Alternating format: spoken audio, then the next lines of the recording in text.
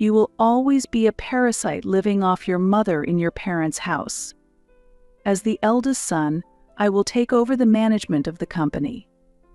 Get your things together and get out of here. You, living off your parents at your age, I can't believe it. Live a more independent life. After my father passed away, my brother and his wife yelled at me. Furthermore, my brother's wife threw water on me from a cup and laughed loudly. Although they don't know, how dare they treat me this way? The designated successor of the company, even before my father's funeral has ended. I can't take it anymore. There is no reason for me to be insulted so unreasonably. I will not let this go. I have vowed to sever ties with these two and retaliate against them by any means necessary. My name is Brenda. I am a 35-year-old company employee living at home. While supporting my mother who overcame a serious illness, I lead a busy life.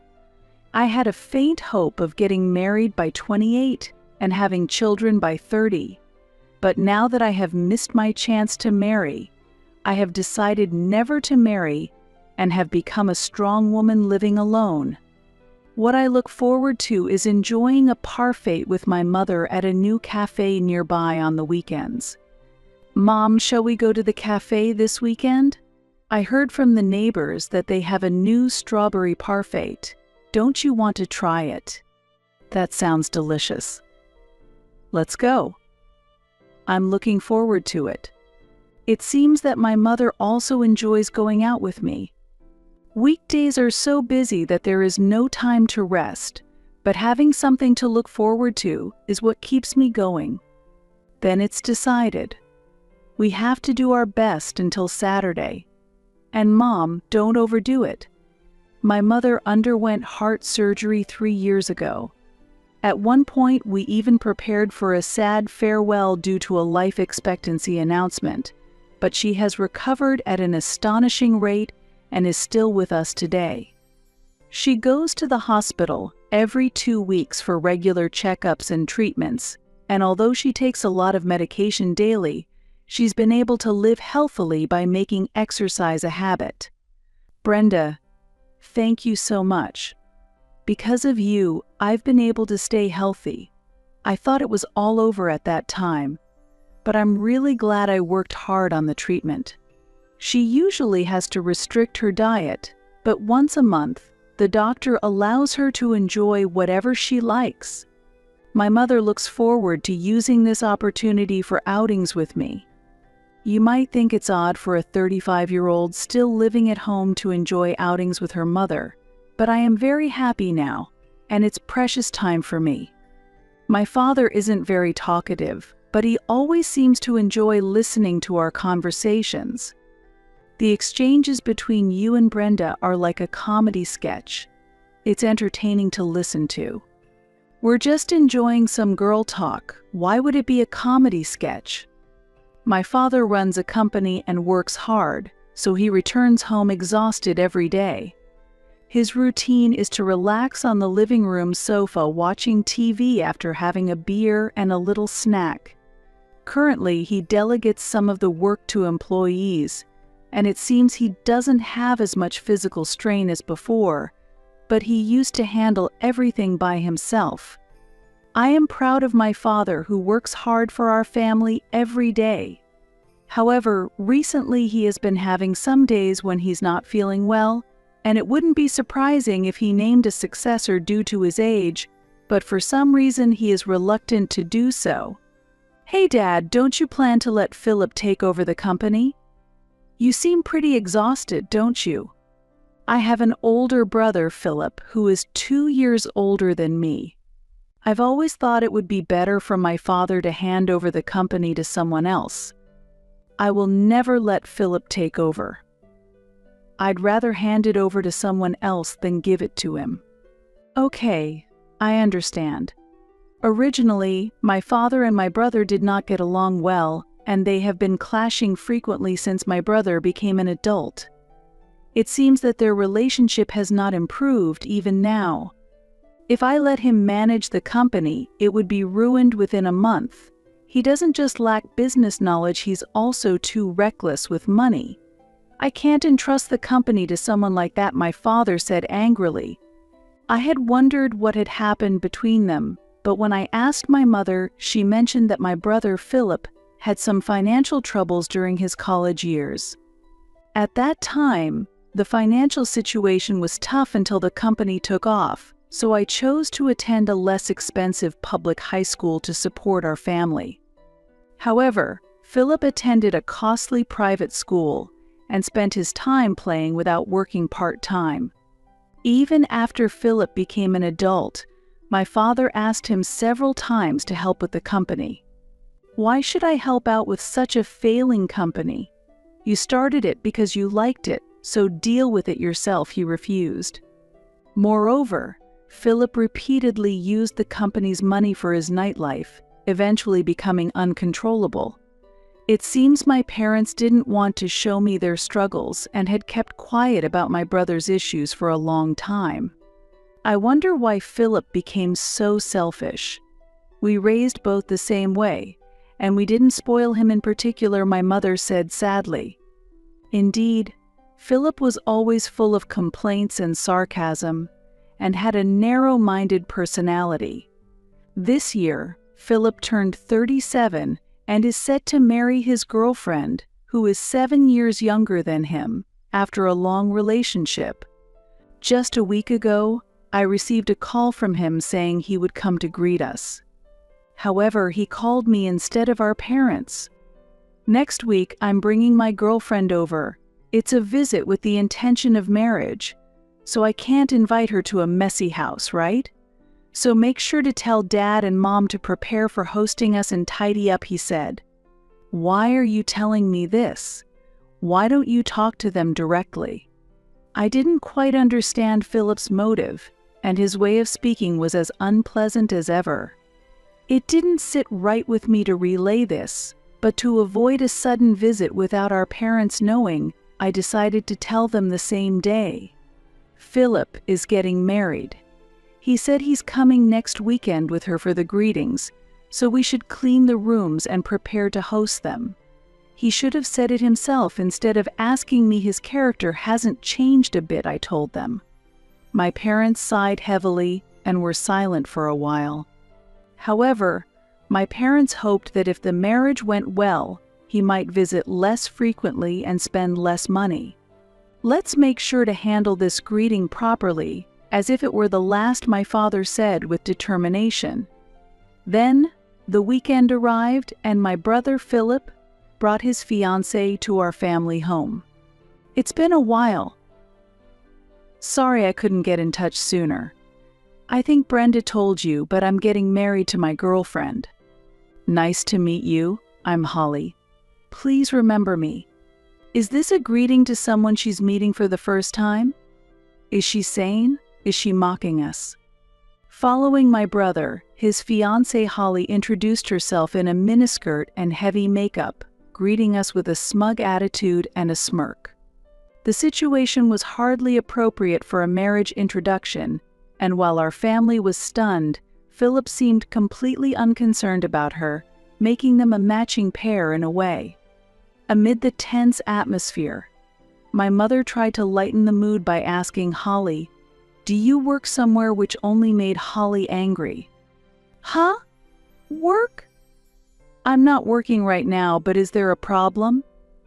I aim to be a housewife, and I have no intention of working after marriage, so I won't be helping out at your company. Despite no one in the family having mentioned my father's company, she provocatively threw that out. Her words clearly angered my parents and me, but we decided not to stoop to their level and silently endured the situation. After they left, we discussed our feelings thoroughly. What on earth was that fiancé thinking? She spoke as if she was looking down on my company. What does he see in such a rude and presumptuous woman? It's really terrible. Are all people these days like that? I'd rather not deal with her if possible. Of course not, Mom. Don't lump us together with her. That evening, the topic of my brother and his fiancée dominated our dinner conversation, and the three of us agreed to keep our distance from Philip and his future wife as much as possible. Later, Philip contacted us again. It seems that things are progressing smoothly towards the marriage, but they plan to register the marriage first and decide on the wedding ceremony later.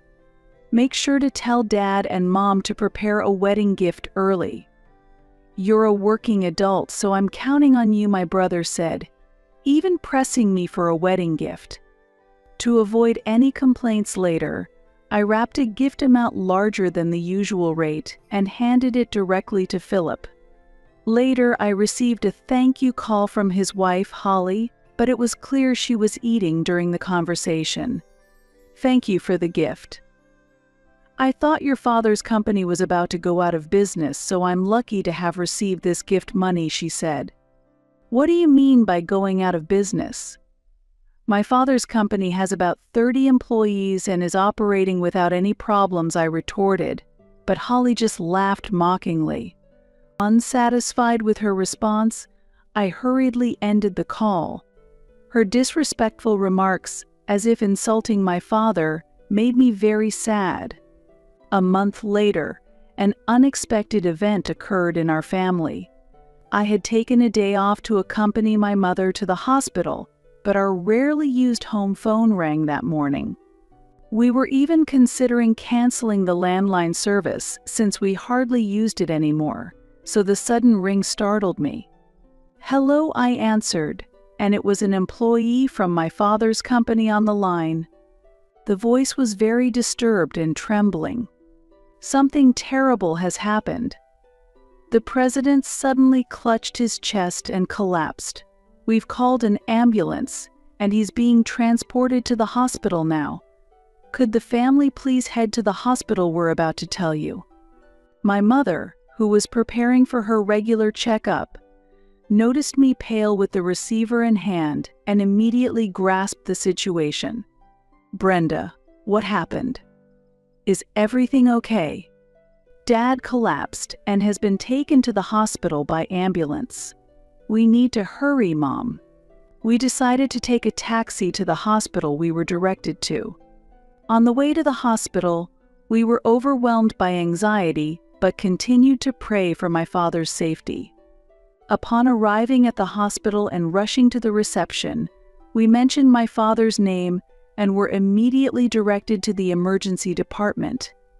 Soon, a stern-faced nurse arrived and said, "Please come this way to the room." She led us to the hospital room. With trembling hands, I opened the door, and there lay my father, who had already passed away. As my mother and I stood in stunned silence, the doctor explained the situation at the time of transport. When the ambulance arrived, he was in cardiac arrest. We tried resuscitation to the best of our abilities, but he never regained consciousness, and unfortunately, this was the result. I'm very sorry. My father had suffered an acute myocardial infarction, and nothing more could have been done. The suddenness of it all made it difficult for us to accept reality, but seeing my father's peaceful face, I remembered how he had worked tirelessly for us every day, and it felt like he might finally be able to rest, which brought me a slight sense of relief. I had informed my brother about the situation on our way to the hospital. I'm at work and can't just leave like you can. It's probably nothing serious, so don't make such a big deal out of it, he responded coldly before abruptly hanging up. Even after I informed him of our father's death, his insensitive reply came, "I see." Well, that was just his time, I guess.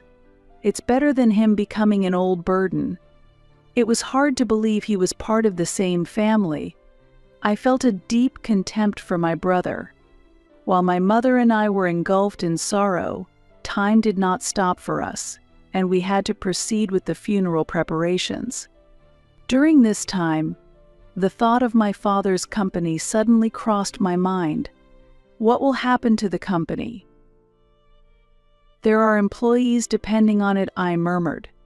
Then, my mother pulled out a notebook. "This is a manual for managing the business that your father had been working on for a long time.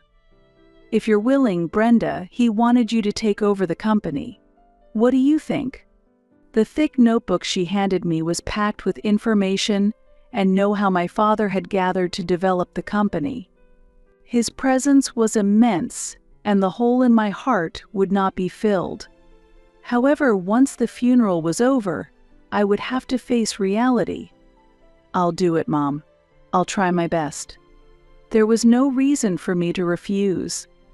Deep down, I had always felt that someday I might need to take over my father's business.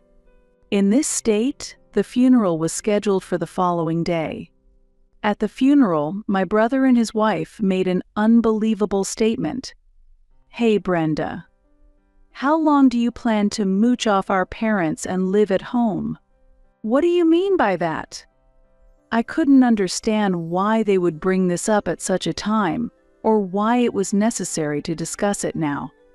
Buoyed by their own fervor, they continued, "You're just a parasite living off Mom. As the eldest son, I will take over the management of the company. Pack your bags and get out of here. I can't believe you, living at home at your age, depending on your parents. Live a more independent life." His wife then threw water in my face from a glass and laughed loudly. I couldn't take it anymore. There was no reason for me to be insulted so unreasonably. I wouldn't let this go. I vowed to cut ties with these two and retaliate against them by any means necessary. "Fine. I'll leave this house." When I declared my decision to leave, they were unnaturally pleased. Now Dad's company and the house will be mine.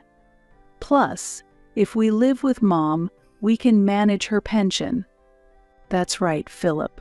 What a great idea. We'll be rich, and if you're the president, I'll be the president's wife. Doesn't that sound wonderful? They were gleefully discussing their future. To maximize their discomfort, I decided to keep the fact that I would be taking over the company hidden until after the funeral. Revealing it now would ruin everything. Pretending to be upset, I packed my bags and left the house as they had demanded. During the funeral, Philip pompously told my father's employees, "From now on, as the eldest son, I will be taking over the company. Please support me."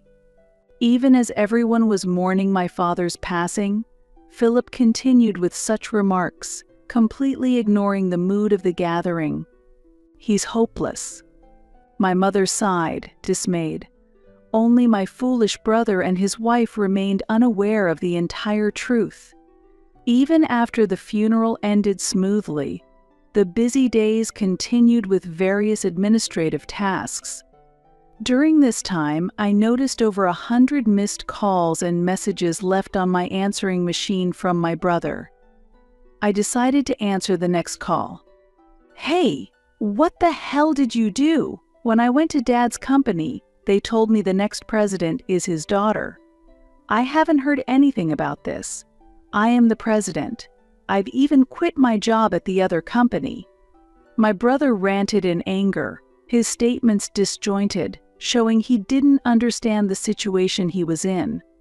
He had excitedly gone to the company to introduce himself as the new president, only to be coldly received and pitied by all employees. How could Dad leave his precious company to someone like you who only thinks about himself? And I heard you and your wife are deep in gambling debts. What? How do you know that? I haven't told anyone. In reality, when I resigned from my previous job, I had mentioned taking over my father's company. When you have a sibling, it's a good idea to do a background check. There's often trouble involving money, my former boss had advised me. At first, I didn't understand what he meant, but just to be safe, I investigated my brother and his wife, and the fact that they were swamped in gambling debts came to light. I had you and your wife investigated. How were you planning to repay those mounting debts? Were you planning to use the money Dad left behind? Was that why you wanted to kick me out and move back home? It's shockingly short-sighted. Why? How could this? It turned out that the debts, including those of his wife, had piled up to the point of no return. But I would never allow them to count on Dad's estate. Anyway, it's already decided that I will take over Dad's company. That was his last wish. The lawyer will soon confirm the will, but I don't think there will be a single penny left for you guys. What? That's a lie. Through the phone, I could sense my brother's panic, and I silently celebrated in my heart. Then the call was passed to my sister-in-law, who lashed out at me in anger. Listen here. Your brother is suffering, so as his sister, you should help him. To feel nothing, you have no heart. You're the worst. I could have retorted in kind, but it would have been a waste of time, so I chose to ignore her. Please pay back the debts you created yourselves. It's irrelevant to me and my mother, so please don't contact us again. Your remaining options are to work hard and pay off the debt or declare bankruptcy. Good luck. Goodbye. Wait a minute. Listen to me until the end. I could hear her screaming from the handset, but I hung up the phone. They would now be chased by debt repayment and likely live in poverty for the rest of their lives. It was a fitting consequence for relying on my father's money and not valuing family. If they suffered even a bit as a couple, it would serve them right. Subsequent messages were left on my answering machine a few times. Currently, my brother and his wife have started working at a new factory, but their marital strife continues daily, and it seems a divorce is imminent. I do not want them to interfere in any way as I work to grow the company, so I intend to completely cut ties with them. Thus, my plan for revenge was successfully completed with a sense of refreshing closure. This is going to be our home now. The rest of the stuff is arriving today, so please take care of them. What? Why are you deciding this on your own? Oh, by the way, Anna will be coming too. Please welcome her. I had noticed that they had started coming over more often since we moved into the high-rise condo, but I never expected such bold actions. I immediately asked my husband, who had just returned from work, "Your mother and her family are saying they're going to live here?"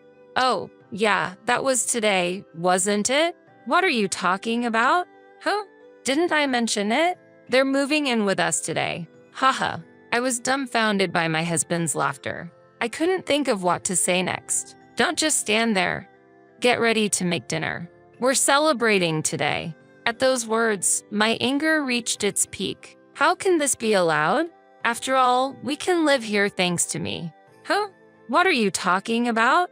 That's not true. As we were arguing, my mother-in-law arrived. "If you hate living together so much, why don't you just leave?" Then she threw an envelope on the table. "What is this?" "It's severance money from us." "Severance money? There's $10,000 in the envelope. Take it, get divorced, and leave. We'll take the house." The in-laws were snickering at me. At that moment, I made up my mind. They are such fools. Lucky me. Understood. I'll leave right away. I quickly packed my bags and left the house, jumping for joy. But this wasn't the end. I couldn't stop laughing, thinking about what would happen to my in-laws next. My name is Sarah, and I work as a bank employee. I thought I would have a happy life married to Kevin. But marriage doesn't always go as planned. I realized this when I first met my mother-in-law. "So you are Sarah. What do you do for a living?" "I'm a bank employee." "Oh, a bank employee, huh? I guess you don't have to be too smart to do that." "What?" It was clear she was belittling me.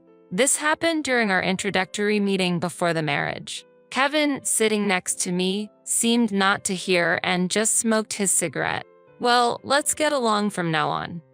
Yes. Nice to meet you." I wondered if everything was going to be okay, But after we got married, my husband was kind and we didn't have to interact much with my mother-in-law. Are you sure it was a good idea to marry a man with such a modest salary? What's wrong all of a sudden?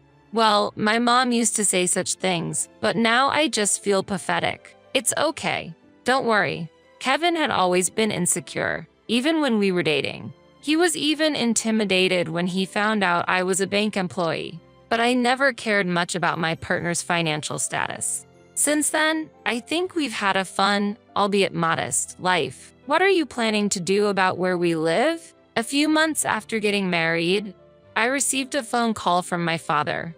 I think we're fine as we are now. We don't have any particular needs. Actually, a spot has opened up in the high-rise condo, so I was wondering what you think. Huh? A high-rise condo. Indeed, my father owned a high-rise condo. Originally a company president, he had handed over the business to my brother and was now living a relaxed life. Of course, my husband was aware of this. If you guys are interested, you can move in immediately. Got it. I'll discuss it with Kevin. I consulted with my husband. Kevin, are you interested in living in a high-rise condo? A high-rise condo? It would be amazing to live in such a place. Kevin showed an excitement I hadn't seen before. Seeing his smile made me happy too. Actually, my dad offered us to live in the high-rise condo. Really? Yes. Kevin, possibly overwhelmed with excitement, suddenly grabbed my shoulders. Calm down a bit. Sorry. And so, it was decided that we would live in the high-rise condo.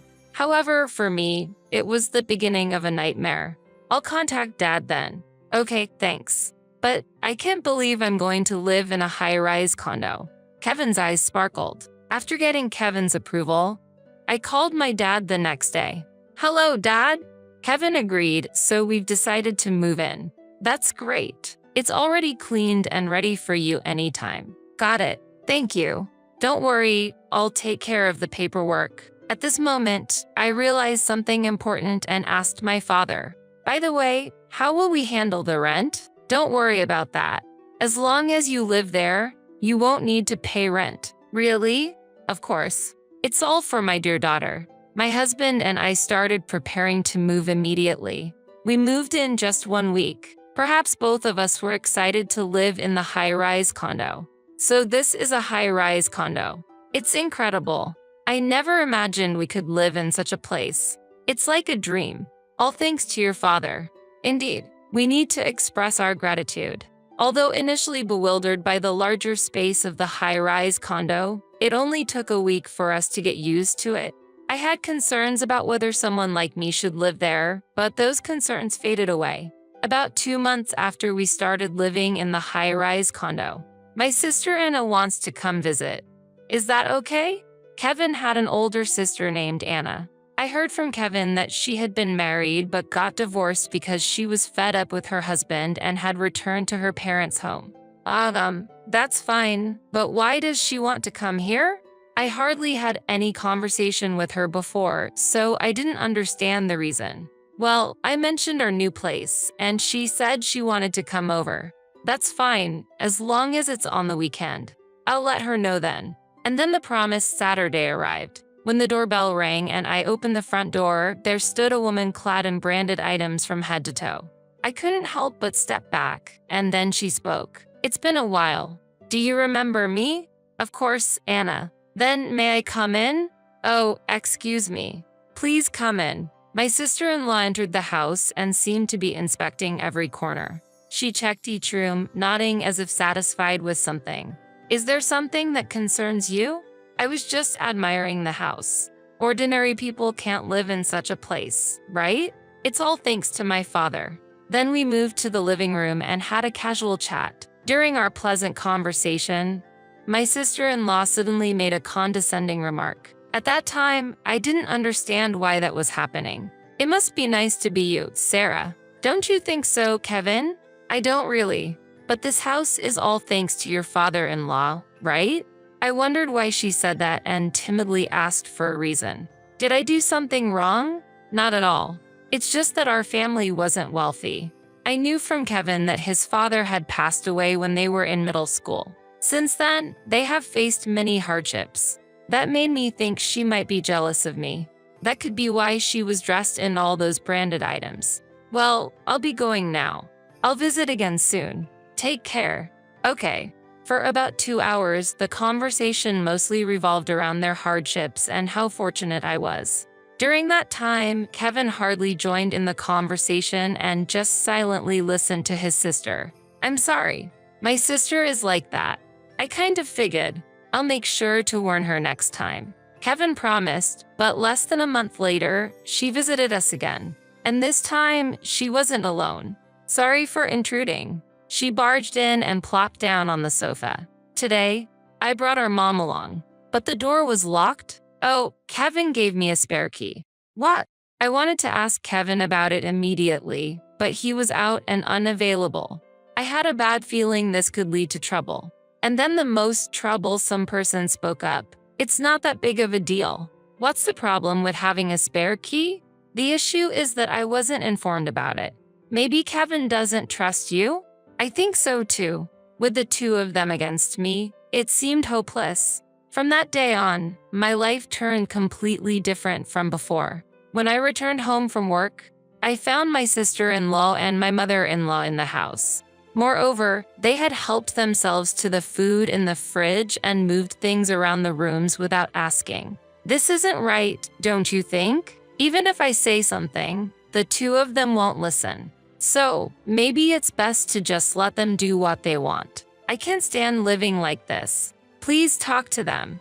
I was quite frustrated. Frustrated with my husband for doing nothing and with myself for being powerless. Okay, I'll talk to them.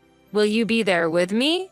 If you're going to speak up properly, then I don't mind. My husband, as usual, confronted the two when they came over. However, they didn't pay any attention. Sarah must have instigated this, right? Come on, Kevin, be more assertive. That's right. You're the head of the household. You should have your own opinions. Then my husband seemed to be contemplating something, looking down. Don't say weird things. Please leave. When I said this to the two, my husband unexpectedly turned against me. You're the one who should be quiet. What? My husband was siding against me. He had completely succumbed to the will of his mother and sister. They took advantage of Kevin's lack of confidence and his inability to refuse. Now, I had no one on my side. I was wrong in my judgment. What my sister and mother said is correct. From now on, I will also express my own opinions. When my husband spoke with newfound confidence, the two smirked and looked at us. From then on, the situation became one-sided. I've decided to allow my mom and sister to come and go as they please. Wait, don't make such decisions without me. The decision is made and you have no say in it. My husband ignored my opinion, and his mother and sister supported his decision. Sarah, that's enough. That's right. Kevin is the head of this household. You just need to follow him as his wife. And there's a spare room, right? No way. It's a waste to have an unused room, so we'll use it. The atmosphere was clearly in their favor. The room lent by my father was now considered theirs. Given the circumstances, I had no choice but to tough it out. I decided to focus on my work and not worry about the situation at home. 6 months later, this attitude paid off. You've been doing really well lately. How about working in a higher position? Me, I've been watching your work recently, and I think you're the right person for the job. Thank you. I'll continue to do my best. It was an unexpected motivation, but it was the happiest thing that had happened to me so far. However, there was a problem. You've been coming home late recently. What have you been up to? Just work. Really? Aren't you having an affair? If you think it's a lie, go ahead and check. This is where my mother-in-law and sister-in-law would chime in. Getting so defensive makes you look even more suspicious. Anna might be right, but Mom, no one would pay attention to Sarah with her looks. Indeed, they clapped their hands and laughed together. They were just having fun teasing me. Until then, they would come over maybe 3 times a week at most, but recently, they started to be at our house almost every day. One day, my mother-in-law came to me and said something totally off base. Do you need something? Do you even understand? Understand what? Have you ever thought about why you can live in a place like this? A woman like you doesn't fit in here. I thought to myself, that's more like her. You can't even do household chores properly. You're useless here. Do you get that? I was continuously bombarded with such baseless accusations.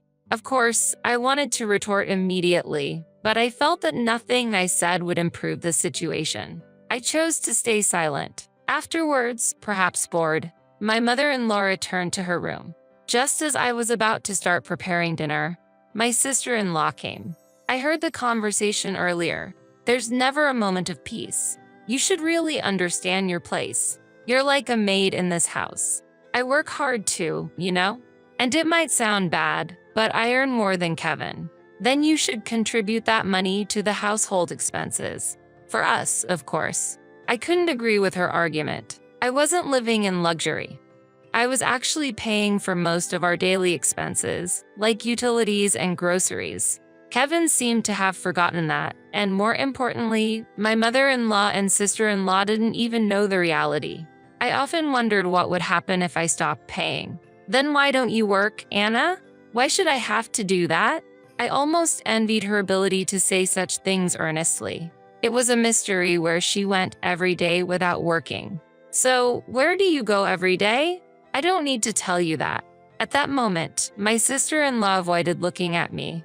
It was clear she was involved in something she couldn't openly talk about. Is that so? Then I'll just assume you're gallivanting around every day without working. I said this with a serious face. Angered, my sister-in-law threw a mug from the table at me. It didn't hit me, but the mug shattered into pieces. Why did you dodge? That was my favorite cup. Since it's your fault, clean it up. I silently began cleaning up the broken cup while she stood by, watching and laughing. I thought about throwing the shards back at her, but I refrained. You're in the way standing there. What? I'm just watching. After cleaning up in a few minutes, I tried to leave, but my sister-in-law interjected again. Remember, if you say something weird next time, it'll be much worse. I understand. I'll be careful. Inside, I didn't mean it. Watching my sister-in-law's satisfied departure, I complained in my mind. Don't get too cocky. You'll get what's coming to you soon. Then one day, as usual, when I returned home from shopping, the house was noisy. Entering the house, I was met with a multitude of cardboard boxes everywhere. My mother-in-law was bustling around. What are you doing? This is going to be our home now. The rest of the stuff is arriving today, so please take care of them. What? Why are you deciding this on your own? Oh, by the way, Anna will be coming too. Please welcome her. I immediately asked my husband, who had just returned from work. Your mother and her family are saying they're going to live here? Oh, yeah, that was today, wasn't it? What are you talking about? Huh? Didn't I mention it? They're moving in with us today. I was dumbfounded by my husband's laughter. I couldn't think of what to say next. Don't just stand there. Get ready to make dinner. We're celebrating today. At those words, my anger reached its peak. How can this be allowed? After all, we can live here thanks to me. Huh? What are you talking about? That's not true. Are you serious? Serious? But you're just obeying everything your family says. What did you say? Say that again. My husband raised his hand towards me. At that moment, it wasn't fear I felt, but disbelief at how my husband, who used to be so unassertive, could change to this extent. Going to hit me? Try if you dare. Then, my husband slowly lowered his arm. Apparently, my words intimidated him, and he calmed down a bit. But then, he started laughing, recalling something. What are you laughing at? I just remembered why we got married. You should be thankful that you could marry me. What are you talking about? You might not know, but I married you because nobody else was interested. Before, I thought we got married out of love. Now, being told this, there's nothing I can do. My husband continued with a shocking revelation. And it's annoying, but I married you because you earn more than me. Oh, but that's what Mom told me. I felt nothing but anger towards my laughing husband. So that was the reason. Since you're married to someone like me, it's only natural for you to contribute to the living expenses. Indeed, Ever since we got married, I was the one who always provided the money whenever needed. I never thought you were such a terrible person. That's mutual. You only bring home money, and I never thought you could be so boring. As my husband and I were arguing, my mother-in-law arrived. If you hate living together so much, why don't you just leave? Why should I have to do that? We don't need someone like you in this place. My sister-in-law agreed. Sarah is unnecessary. Nothing will change if you're gone. Then, my mother-in-law threw an envelope on the table. What is this? It's severance money from us. Severance money? There's $10,000 in the envelope. Take it, get divorced, and leave. We'll take the house. Haha. My in-laws were smirking at me. At that moment, I made up my mind. The high-rise condo I was living in was technically in my name, but I was only borrowing it for free from my father. And then I thought of a way to retaliate against them. Such foolish people. This is an opportunity for me. I decided to act immediately. Understood. I'll leave right away. I thought you would put up more of a fight. Well, that's the kind of woman she was. Too bad, but I don't want to see your face anymore, so leave quickly. I was planning to do so without you telling me. I quickly packed my bags and left the house, almost dancing with glee. Imagining what would happen to my in-laws next made me unable to stop laughing. I decided to go back to my parents' house to inform my father about the situation. Why have you come back suddenly? I've been kicked out of the house. Kicked out? How did that happen? Well, you see, I explained to my father what had happened that day and the events leading up to it. I could see my father's face turning to anger as I spoke. After I finished, he was angrier than I had ever seen him. Let's kick them out immediately. But I stopped him. Wait, Dad, I have a better idea. What kind of idea? I shared the plan I had thought of when leaving the house. My father nodded and accepted my suggestion. That's a brilliant idea, right? This way, it benefits you as well, and I get my revenge. So, you'll take care of it? Yes, don't worry. The next day, I contacted my husband immediately. About the apartment, I have no intention of giving it back. I know, but the ownership is still mine, so I'm thinking of transferring it to you. Then it will truly be yours, right? I see. I don't want to cause you any trouble. I'll handle the paperwork. Is that okay? Okay. I'll leave it to you. All right. I'll also send the divorce papers by mail. Take care. After saying that, I hung up the phone. Just before hanging up, I could sense my husband's joy. A week later, the divorce was finalized, and the paperwork for the high-rise condo was completed. All that was left was to wait. Hey, I got a bill for $6,000. What's the meaning of this? Explain. A month later, my furious husband called. It was hard to suppress my laughter at his reaction. Well, it's a high-rise condo, you know? Did you think you could live there for free? But the rent was free until now, wasn't it? Indeed, when I was there. Haha. This is no joke. He was shouting so loudly that I had to pull the phone away from my ear. It was free because I was there, but now that it's yours, you need to pay the rent. We're not going to pay that. You can choose not to, but remember, the owner of the apartment is my father. After a moment of silence, my mother-in-law took the phone. I heard from Kevin what you did. That was unnecessary of you. Unnecessary? I believe what I did was entirely justified. Please don't be mistaken. What an impudent woman you are. It doesn't matter to me. Haha. You shouldn't have given me $10,000 then. I provoked my mother-in-law. I thought I wouldn't have to deal with them anymore. Indeed, my words got to her. We will absolutely not pay. Is that so? That's fine by me. But don't say I didn't warn you if my father decides to sue. My mother-in-law seemed shaken, losing her previous confidence. Aren't you ashamed to rely on your father? Not at all. It's more shameful for someone who tried to manipulate their son to their own ends, don't you think? I can have a reasonable conversation with you, so let's send this. She must have realized she was at a disadvantage because she abruptly hung up the phone. She was just running away. I immediately informed my father about the conversation. I see. Then I need to do something about it for my daughter. I'm counting on you.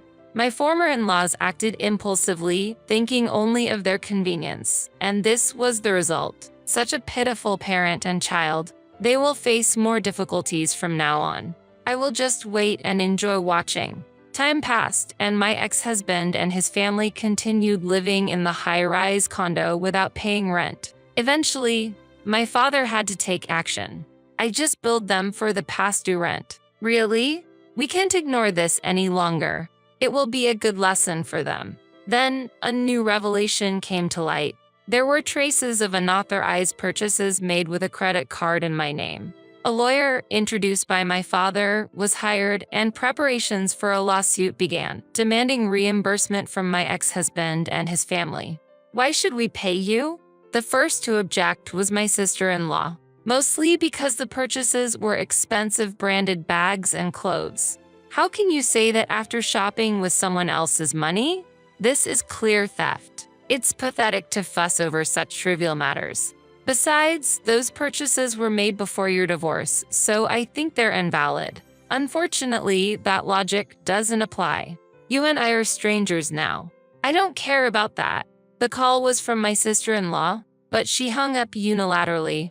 Escaping seems to be their usual tactic. However, they couldn't escape and had to make the payment. They must pay the rent for the apartment, but that family doesn't have the means to pay. There was one person who came begging for forgiveness. What are you saying now? We can't afford to pay such an amount. We'd be ruined even if we took out loans. You understand, right? My mother-in-law was trying to get sympathy through tears. It's all your responsibility. Aren't you ashamed at this point? I know that. I'm asking you, having known about it fully well. I felt it was a waste of time to be involved with these people. It's impossible. Please make sure to pay the full amount. Please help me. Afterward, it seems they continued to live in poverty. The three of them, having lost their place to live, returned to their old family home, which was in a dilapidated state to neglect. Eventually, they realized they needed more money to live and decided to sell it for a cheap price. I heard, "Sarah, please help me." I received a call from my ex-husband, Kevin, but I ignored it and hung up. In the end, I was able to live in the high-rise condo they had left. Of course, I don't have to pay any rent. My work is going well, and from now on, I will live my life putting my happiness first.